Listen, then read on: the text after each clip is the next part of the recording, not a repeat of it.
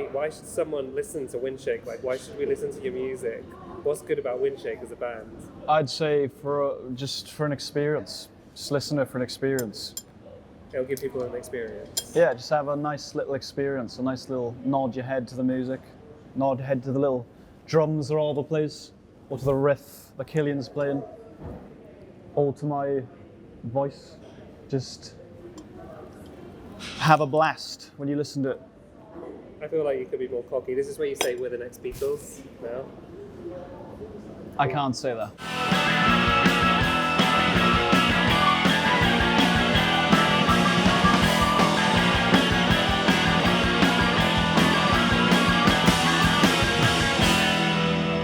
Yeah, bloody freezing. We are in Mumbles, Swansea, and it's not as warm as I thought it would be. What's that? Another run up. Do, do, do, do, do.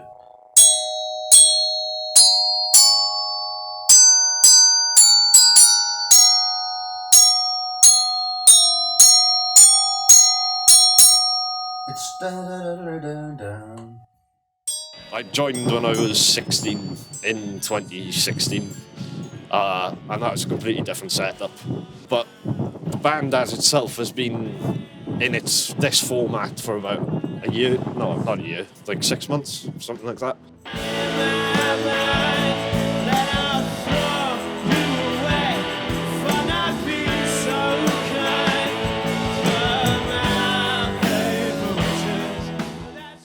The album's a bit of a weird one because it started off with the idea of being an EP and kind of like a folky, more like grassroots sounding vibe. But halfway through making it, and we got the coronavirus pandemic going on, and we spent some more time away and like wrote some new songs, and it just developed more into a full album. So would the album sound different?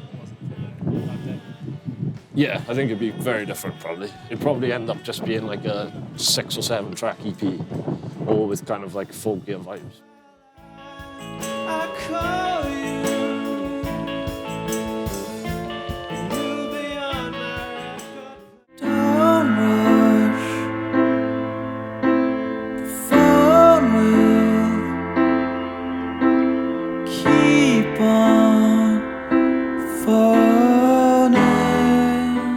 I'm Anna and I play keyboard and I sing a bit.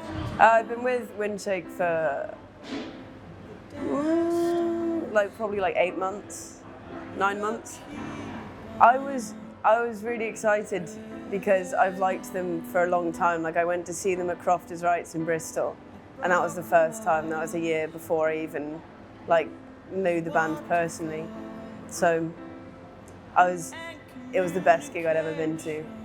And I was like, this is just what I want to do.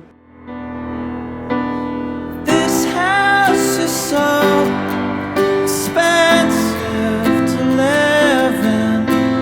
My roommates will stay awake till they have to begin. Solid life of eternity.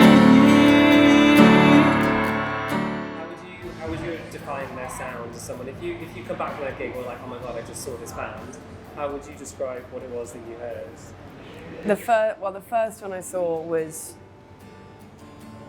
just like a mess. Like I just remember Killian, who's the guitarist, like legging it around the stage, like swapping instruments and just making this like wall of sound.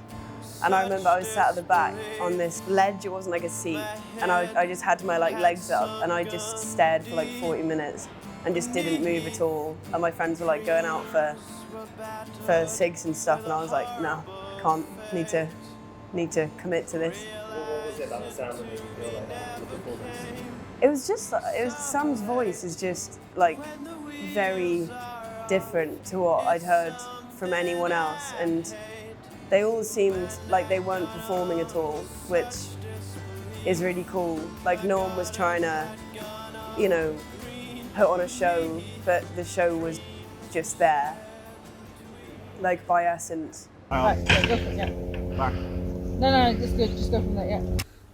Yeah, keep bowing, keep bowing.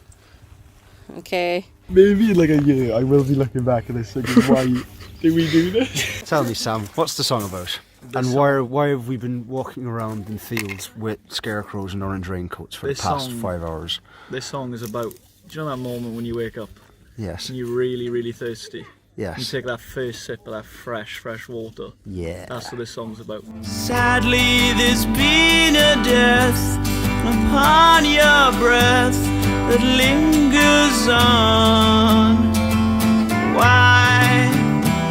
Oh, The band, in a previous incarnation formed in Swansea, Sam and Oliver, the only people who are actually still from that lineup. Okay. I joined 2 years ago and I met them in Bristol, which is where we're based now. Define your sound. Oh God! What is WINDSHAKE as a sound? Right, it's. I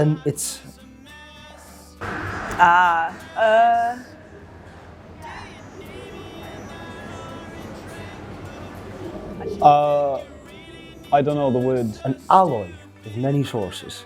It's it started out being psychedelic 2 and a bit years ago, and it's got bits of folk, bits of prog, bits of funk, bits of Afrobeat, and if you can figure that out, then you can name it something. But I've given up, to be honest.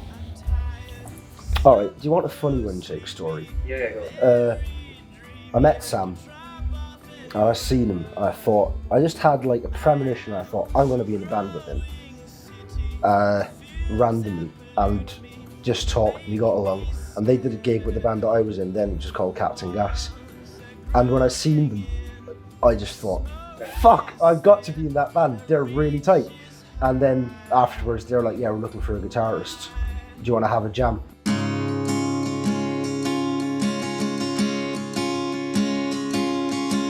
I'm like a craft flying through space, but you won't see me as I leave no trace.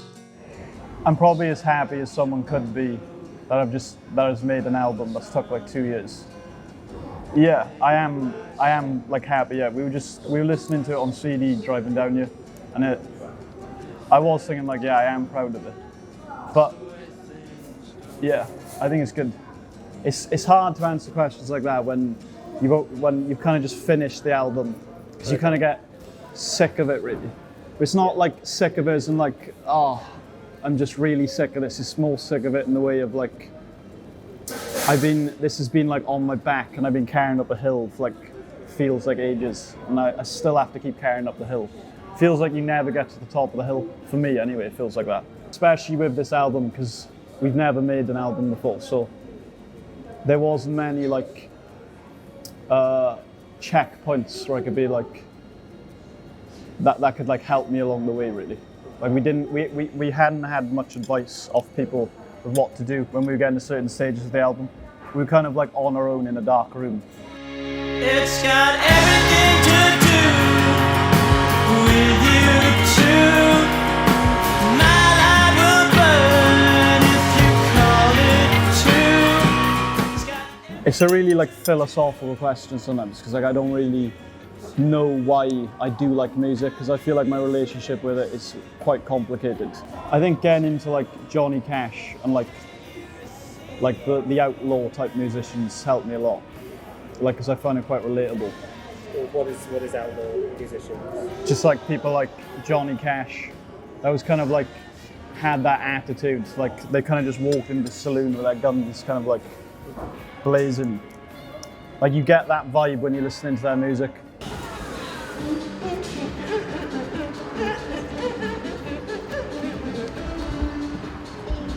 What's going on right now? Killian just takes about 3 fucking years to do anything. Look at him. He's so slow that he's fucking tiring himself out. Fuck. Is Killian the slowest member of the band? No doubt.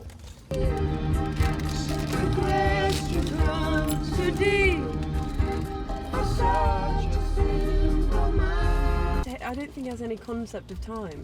Like I think he was just stood over there for about 5 minutes like, which shall I get? This thing I normally get or something I don't normally get? I'll probably go for the thing I normally get. Ridiculous. Who's the most annoying person in the band? Oliver. Okay, who is the biggest diva in the band? Me. I depends. Oliver, yeah. We don't argue at all, really. You don't argue? No, we never argue. Yes, we fucking do. No, we don't. Yes, we do. We all care about each other's What feelings. is So happening? How are you keeping a straight face right now? w- That could not be more of a lie. That is not a thing. you don't need to cover for us. You know it's true. We all care about each other's feelings loads, and like we don't want anyone to get hurt. Like we really care about that sort of stuff. Freezing a lake, freeze me for years. We're all dressed up in blankets, covered in furs.